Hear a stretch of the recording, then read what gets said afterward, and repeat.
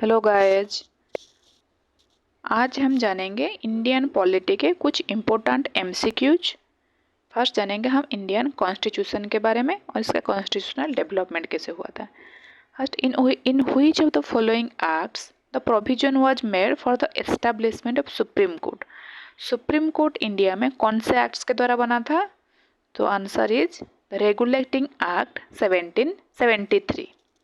Next question, by which one of the following acts was the federal court in India was created? First इस जाने हम supreme court किस acts के द्वारा बना था। So next, federal court India में कौन से एक्ट्स के द्वारा बना था?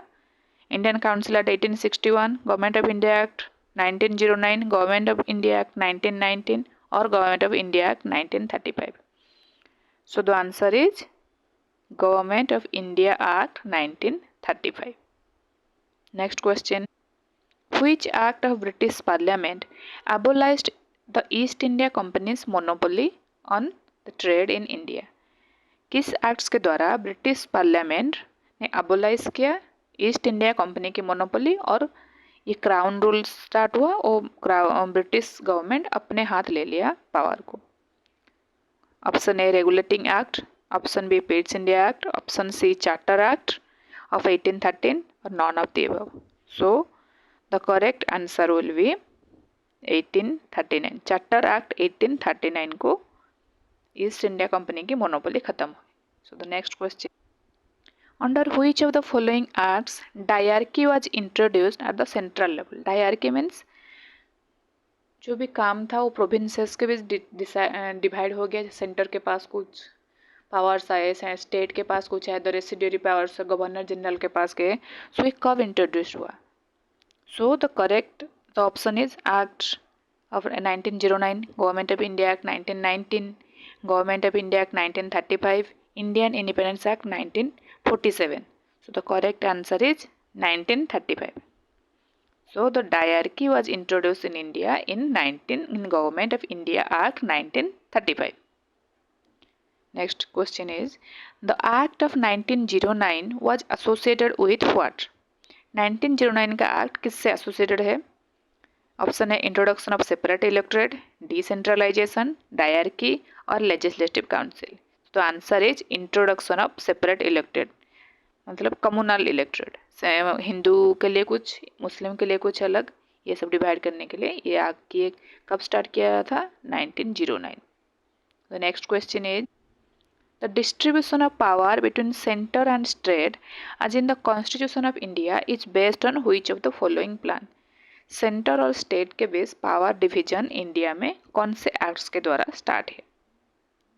ए is Morley Minto reform 1909, Montagu Chelmsford reform 1919, government of India act 1935 और Indian independence act 1947। So the correct answer is 1935। Government of India act 1935 को सेंटर और स्टेट के बीच पावर डिस्ट्रीब्यूशन हुआ। Next question is, in the federation established under the act of 1935 residuary powers were given to whom? Residuary power, कुछ power state के पास गए, कुछ सेंटर के पास, बाकी जो पावर लेफ्ट है वो किसके पास गए? जैसे अभी कुछ हमारे सेंटर के पास कुछ पावर है, कुछ स्टेट के पास पावर है, ऐसे उस टाइम जो पावर डिवीजन हुआ था तो रेसिड्यूरी पावर किसके पास गया? The residuary power was given to governor general. अभी हमारे 3 लिस्ट है, जैसे central list, state list and concurrent list. बाकी जो भी पावर रेसिड्यूरी पावर अभी सेंटर के पास जाता था, अभी जाता है, but that time the residuary power वो जाता था गवर्नर जनरल के पास। As per next question is, as per the cabinet mission plan in the constituent assembly to decide allotted member seat in each province, one means इस हर एक provinces से एक member चुना जाता था। तो उसमें कितने पॉपुलेशन से एक मेंबर चुनते थे दैट टाइम? तो option A is 8 lakh, B 10 lakh, C 12 lakh और 15 lakh. So the answer is 10 lakh. 10 lakh में से एक मेंबर चुना जाता था। Next question is, Indian constituent assembly was established on, constituent assembly हमारे कौन से एक्ट के द्वारा बना? गवर्नमेंट ऑफ इंडिया एक्ट 1935 और क्रिप्स मिशन 1942 और कैबिनेट मिशन 1946 और इंडियन इंडिपेंडेंस एक्ट 1947। सो कॉन्स्टिट्यूशन असेंबली एस्टेब्लिश हुआ हमारा cabinet mission 1946। Next question, who gave the idea of a constitution assembly firstly for the formation of constitution for India? किसके idea के द्वारा first ही जब बना बहुत उससे बहुत पहले ही किसने आइडिया दिया था कि हमारा कॉन्स्टिट्यूशन असेंबली बनना चाहिए?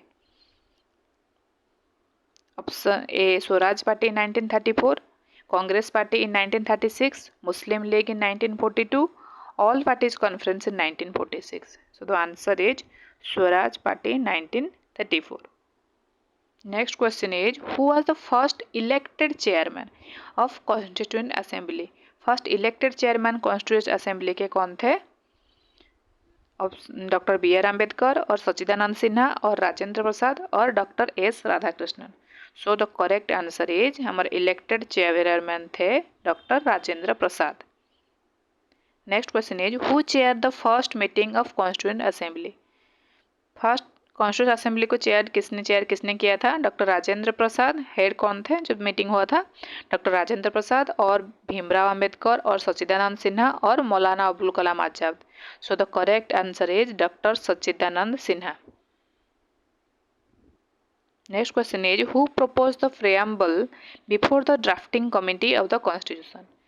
एक हमारा जो कॉन्स्टिट्यूशन बनना उसमें एक प्रेएम्बल होना चाहिए। ये सब जो ऑब्जेक्टिव रिजोल्यूशन दिया था किसने दिया था? जो कि हम अभी प्रेएम्बल के नाम से जानते हैं, जवाहरलाल नेहरू और बी आर अम्बेडकर और बी एन राव और महात्मा गांधी। तो correct answer is Jawaharlal Nehru ने ऑब्जेक्टिव रिजोल्यूशन दिया था, उसको अभी हम जैसे प्रेएम्बल के नाम से जानते हैं। Who was the chairman of provincial constitution committee? Provinces के लिए जो कमेटी बनी थी ऑफ द कॉन्स्टिट्यूशन, उसके चेयरमैन कौन थे? B R Ambedkar, Jawaharlal Nehru, doctor Rajendra Prasad और Sardar Patel. So the correct answer is Sardar Patel. और अगर इसमें होता हुआ the chairman of union constitution committee, so उसका आंसर होता जवाहरलाल नेहरू। यूनियन का जवाहरलाल नेहरू और प्रोविंसेस का Sardar Patel. When did the Constituent Assembly adopted the national flag? National flag को हमारा कॉन्स्टिट्यूशन असेंबली ने कब अडॉप्ट किया था? 22 जुलाई 1947, 23 जुलाई 1947, 25 जुलाई 1947 और 15 अगस्त 1947। So the correct answer is 22 जुलाई 1947 को हमारा नेशनल फ्लैग अडॉप्ट हुआ था। Next question is the constitution of India was completed? Constitution हमारा जो बना ये कंप्लीट कब हुआ था? 26 जनवरी 1950, 26 नवंबर 1949, 11 फरवरी 1948 और 9 अप्रैल। So the correct answer is 26 नवंबर 1949 को हमारा कॉन्स्टिट्यूशन कंप्लीट हुआ। Constitution of India came into force लागू कब हुआ? 26 जनवरी 1950 और 23 जनवरी 1950 और 15 अगस्त 1947 और 26 दिसंबर 1949। तो करेक्ट आंसर है 26 जनवरी 1950 को हमारा कॉन्स्टिट्यूशन लागू हुआ।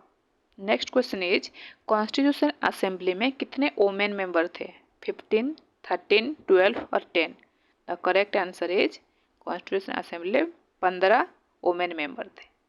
Next question is the first draft of the constitution prepared by whom? First draft of the constitution किसने बनाया था? B R Ambedkar, B N Rau, K Santhanam और K A Munshi. The correct answer is B N Rau. B R Ambedkar was the chairman of the drafting committee, but the first draft of the constitution prepare किसने किया था? B N Rao ने। इस video में इतना ही। Thank you for watching this video.